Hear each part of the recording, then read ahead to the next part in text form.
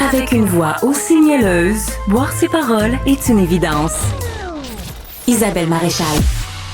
On parlait en première heure, tous ensemble, de l'enjeu majeur qui devrait être une priorité pour le gouvernement Legault de la réfection de l'hôpital Maisonneuve-Rosemont. Un hôpital qui doit être littéralement reconstruit. Quand tu es rendu à être habité par des écureuils, des fourmis, là, vous irez voir dans le Journal de Montréal, c'est un reportage de mon collègue Yves Poirier de TVA. Il y a eu des images inédites. Quelqu'un qui avait posé son dentier sur une table à cafétéria, puis là, les fourmis, ça n'a pas pris bien longtemps pour qu'elles s'accaparent de la chose. C'est assez dégueu, d'ailleurs, à regarder, mais ça vous montre à quel point cet hôpital-là, ça peut plus durer. On en a longuement parlé tout à l'heure. Je vous encourage, d'ailleurs, pour ceux qui l'ont manqué, à réécouter notre segment sur notre application Cube. Et là, on parlait des infirmières, on parlait des médecins qui sont... C'est pas le fun de travailler dans un environnement comme ça. Plus largement, dans le secteur de la santé, dans les soins de santé, on l'a vu depuis les dernières années, il y a une grande mouvance, à la fois des médecins, mais aussi des infirmières. On sait qu'on en manque des infirmières, puis il y a une grande mouvance, un grand passage du public au privé. Et là, la dernière nouvelle, c'est qu'en matière de soins esthétiques aussi, ça bouge parce que les soins médico-esthétiques, c'est une pratique médicale qui attire de plus en plus les jeunes infirmières. Et Kellyanne Poirier est une d'entre elles. Elle est avec moi, infirmière injectrice pour MV Médico-Esthétique. Merci, Kellyanne, d'être avec nous. Vous, il faut le dire, ça fait 6 ans que vous êtes infirmière. Oui, ça fait 6 ans. C'est une jeune infirmière de 25 ans. Oui. Vous avez pratiqué 2 ans au public. Oui, exactement. Racontez-moi vos premières années de carrière. Oui, en fait, moi, quand j'ai commencé, moi, je voulais être infirmière à la base, à l'hôpital. Donc, j'ai travaillé en maternité. C'était vraiment ça, mon dada. Moi, j'avais envie de travailler avec les mamans, avec les bébés. Puis, j'ai travaillé aussi en chirurgie d'un jour. Mais évidemment, avec les temps supplémentaires obligatoires et ces choses-là, j'ai dit, bon, non. C'était pas pour moi. C'était trop dur? C'était quoi, quoi la pire chose? Là? Beaucoup de fatigue. Ouais. C'était aussi de me dire, est-ce que c'est dangereux pour nos patients, en fait, là, après 16 heures, de rester sur le plancher puis continuer de pratiquer. Donc, j'étais pas d'accord avec ces valeurs-là. Donc, j'ai juste décidé de m'en aller vers le médico-esthétique. J'ai dit, je vais essayer, je vais faire mon cours là-dedans. Puis, j'ai découvert une passion. Puis, aujourd'hui, j'en fais mon métier. Donc, je suis très satisfaite de qu'on ça. A perdu une infirmière. Malheureusement, si les conditions étaient meilleures, honnêtement, j'aimerais ça y retourner, c'est sûr, prêter main forte. Mais c'est ça, c'est plus les conditions qui m'ont donné envie de partir. Si je calcule, ça fait 6 ans. Vous avez donc pratiqué comme jeune infirmière en pleine pandémie aussi. Absolument. Fait que ça a dû sans doute jouer là, sur le moral, sur les conditions, sur le fait que vous trouviez ça difficile, même si vous étiez essentiel puis que le gouvernement vous disait vous êtes une des anges gardiens. Il en reste pas moins que dans le quotidien, ça devait être quelque chose. Quand on arrive dans un métier comme celui-là, qu'on veut donner, ça devait limiter beaucoup. Là.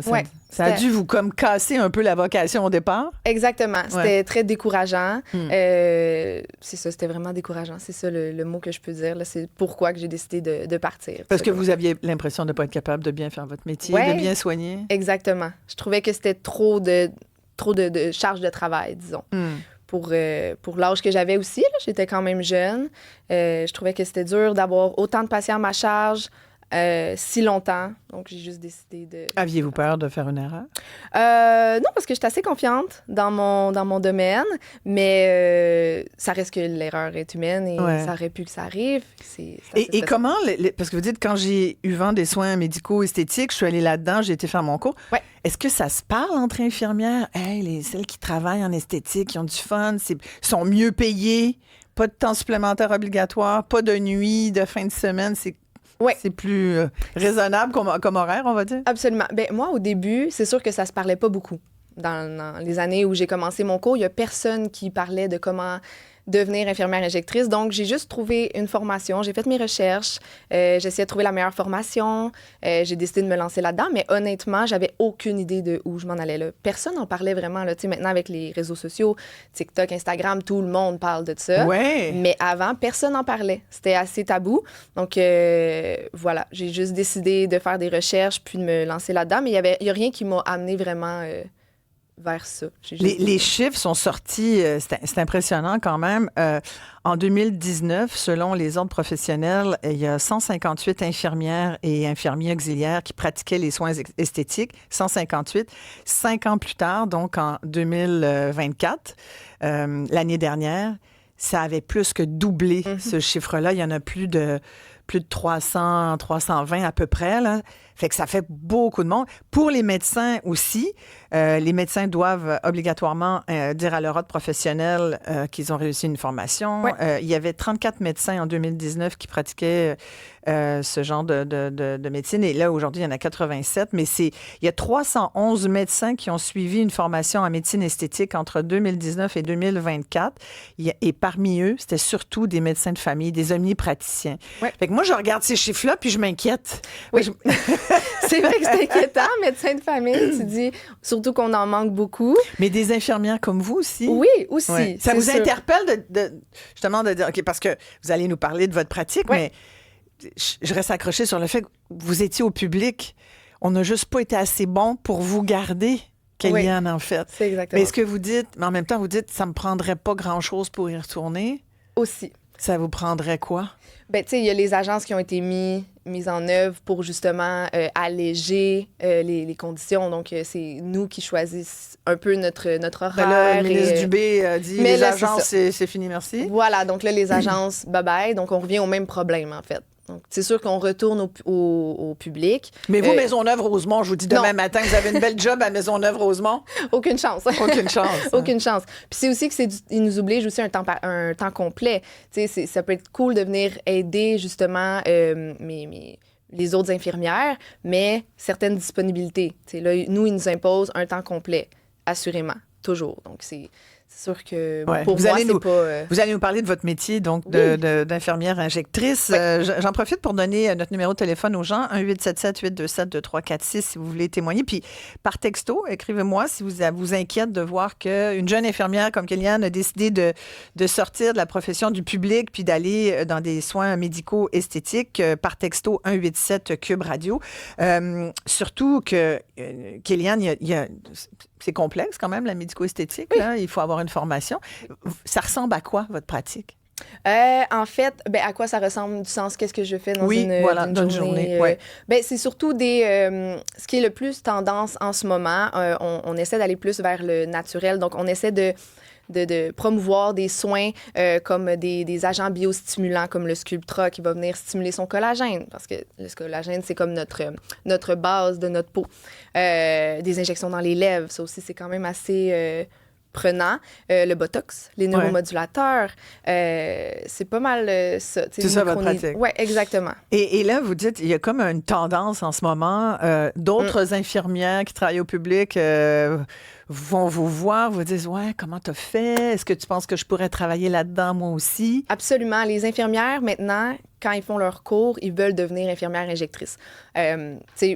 Avant, c'était pas ça. Avant, on faisait la technique pour devenir infirmière au public, mais maintenant, les gens font le cours pour devenir infirmière injectrice. J'ai beaucoup de clientes. J'ai d'ailleurs une cliente là, récemment qui a fait sa formation, que j'ai rencontrée dans une formation. Qui est infirmière? Qui est infirmière et qui a quitté le réseau, puis qui est désormais infirmière injectrice. Ah, ouais. Oui, c'est... Puis là, vous disiez aussi qu'il y en a même qui pratiquent sans formation? Oui, ça, c'est bon à savoir. Il y a des gens... C'est toujours important. Au Québec, on n'a pas le choix. Pour se faire injecter, il faut absolument voir un médecin avant qui va établir le plan de traitement et la consultation. Donc, qui va autoriser à ce que moi, je puisse l'injecter par la suite.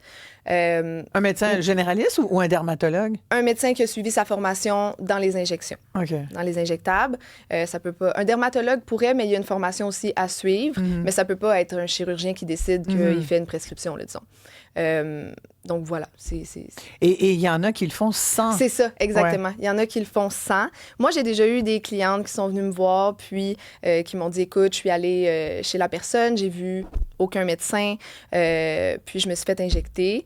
Puis souvent, ça fait des choses un peu moins le fun, là, du sens des petites bosses, des petites complications et tout. Donc là, à ce moment-là, nous, on reprend le travail, évidemment. Et il y en a même qui vont... des infirmières qui prennent le numéro de pratique d'autres collègues? Oui, ça a été mentionné. J'ai eu un cas oui, il y a eu un cas qui a été mentionné pour ça. Expliquez-moi comment ça marcherait, là, ça. Ben, en fait, c'est qu'il y a une infirmière en particulier, tu sais, je veux pas m'avancer nécessairement plus loin sur le sujet, mais qui a pris le numéro de pratique d'une infirmière, du sens qu'elle n'a pas de numéro de pratique. Des fois, quand vous venez me voir, moi, je me le fais des fois demander, mon certificat, à savoir est-ce que je suis bel et bien membre de l'ordre. Ben, cette infirmière-là n'était pas membre de l'ordre. En fait, c'était probablement même pas une infirmière, c'était probablement une esthéticienne. Et voilà, elle a mentionné le nom d'une autre infirmière pour pratiquer. Avec son numéro de pratique voilà, pour pouvoir, elle, injecter. Voilà. Et elle faisait ça dans son sous-sol. Voilà. Mais son nom n'était pas mentionné. Elle n'a jamais dit son nom nulle part sur les réseaux. D'ailleurs, elle n'était pas affichée sur les réseaux sociaux. Là, c'était vraiment contact par contact. Mais ça se parle. Mais ça se parle. Et ça vous inquiète, j'imagine, ce genre de choses pour vous qui êtes infirmière, qui avez fait une formation là-dedans? Oui, parce que c'est dangereux. Injecter dans un visage, on a beaucoup d'artères, on a beaucoup de veines. La complication la plus grave qui peut arriver, c'est une occlusion vasculaire. Donc, c'est si je viens injecter dans une artère et que l'artère se bouche.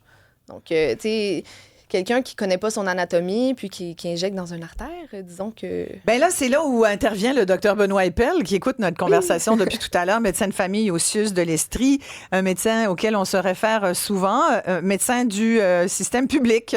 Faut le préciser maintenant, docteur Eppel, parce qu'on sait jamais. Il y en a beaucoup qui quittent. Alors vous êtes encore là. Vous écoutez Kéliane Poirier, qui est une jeune infirmière au public. Votre réaction à chaud comme ça, là, d'avoir perdu une jeune vocation, là? Je trouve ça bien triste. Je trouve ça tellement, tellement triste qu'on perde des professionnels, tu sais, qu'on a formés, qu'on les a pas formés pour ça d'ailleurs, hein, tu sais. Puis, en fait, je pense que c'est un symptôme. Tu sais, on s'est parlé récemment là, du projet de loi, obliger les professionnels les médecins à rester 5 ans dans le réseau public. Puis ma réaction, c'était de dire, ben, il faut les garder, il faut les attirer, puis leur donner des raisons de rester. Mais la loi du marché est plus grande que ça. Tu sais, on a beau dire engagement social envers la profession, envers la population, l'attrait probablement pécunier et l'attrait de la qualité de vie est plus grand que ça. Hein, parce que c'est deux choses. Il y a la qualité de vie, pas de soir, pas de TSO, pas de fin de semaine, pas de bâtiment délabré, pas de... Hein, et il y a... Pas de fourmis, pas d'écureuils. Pas de fourmis, pas d'écureuils, pas de mille pattes comme j'ai eu récemment dans mon bureau. Et pas de... Et il y a un aspect pécunier, en particulier chez les médecins. Moi, je dis toujours les médecins qui quittent au privé pour aller faire de la médecine ordinaire au privé, il n'y a pas d'aspect pécunier, mais quand on va faire de l'esthétique, écoutez, c'est sûr que c'est une manne. Et c'est les lois du marché. Il y a une hausse des services en esthétique, mais il y a une hausse de la demande aussi. Là. Ça ne touche pas que les femmes, hein, les injections, les fillers, le botox. Et ça va au-delà de ça. Là. J'ai une collègue ici récemment qui est partie au privé, qui est allée faire une formation sur l'esthétique des organes génitaux externes de la femme. Hein, il y a une demande pour ça. Oui, ça, c'est une nouvelle tendance. Oui.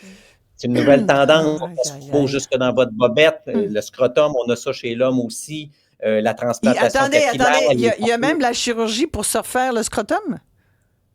Ben, la gravité pogne chez tout le monde. Hein, donc, c'est pour le relever un petit peu? Ah oui, pour le relever, il donner un petit humph. Un petit humph de scrotum. On ne mettra pas d'image. L'abdominoplastie chez les gens on l'a l'image, docteur Eppel. On l'a dans la tête. On a l'image du avant et du après. Bref, l'abdominoplastie chez les gens qui perdent beaucoup de poids, la transplantation capillaire, leur pontage de face, les seins depuis toujours. C'est pas nécessairement des médecins de famille qui le font, des infirmières, mais les plasticiens. Il y a un marché pour ça, puis il y a de l'argent, c'est des centaines de millions au Canada et aux États-Unis. Il y a un énorme marché pour ça. Moi, je vois des collègues qui ont pratiqué dans le réseau public longtemps, des années, qui ont fait du temps à l'urgence en obstétrique puis qui décident de réorienter leur pratique, probablement pour des questions de qualité de vie. Mais moi, j'ai formé des résidents, des jeunes qui ont fait leur cours de médecine, qui ont fait une résidence en médecine de famille, puis que le premier jour, ils ont dit « ben je vais faire de l'esthétique ». Moi, ça me déboîte qu'on mette nos sous. À la limite, je trouve ça épouvantable que les gens aient au privé, mais je peux comprendre parce que le réseau, il est dur, mais ils sont dans le privé puis ils offrent des soins à la population.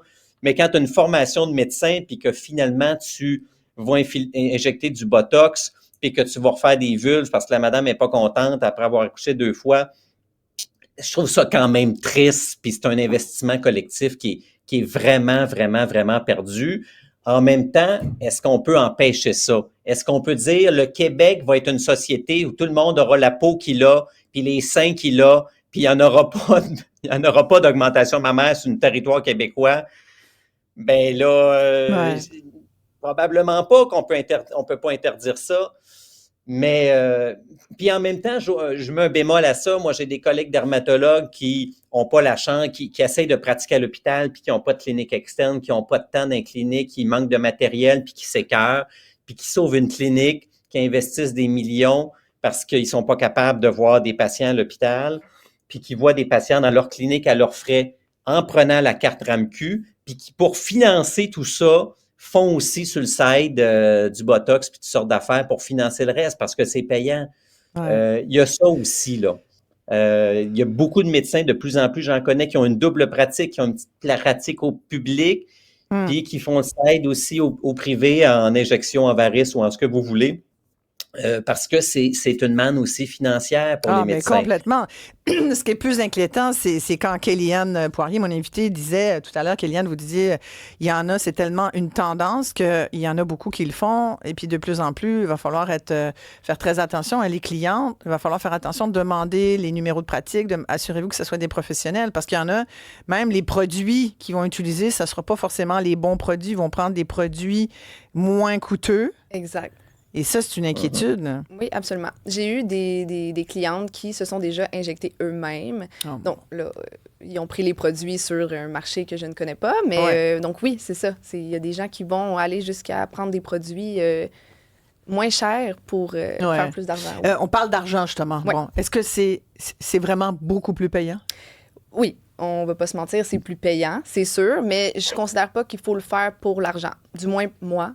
Je ne considère pas qu'il faut le faire pour l'argent. Il faut vraiment le faire pour on veut redonner à une personne la beauté qu'elle veut venir rechercher. Mais c'est comme 2 fois, 3 fois? Combien? Mettons une journée, là, comparativement à votre salaire d'infirmière. C'est tu le doubles, le triple? Oui, double, triple. On va au triple. Fait que là, si on vous dit, « Hey, Kéliane, on a une super job pour toi au CHUM, mais tu n'es pas obligé de faire du temps supplémentaire. »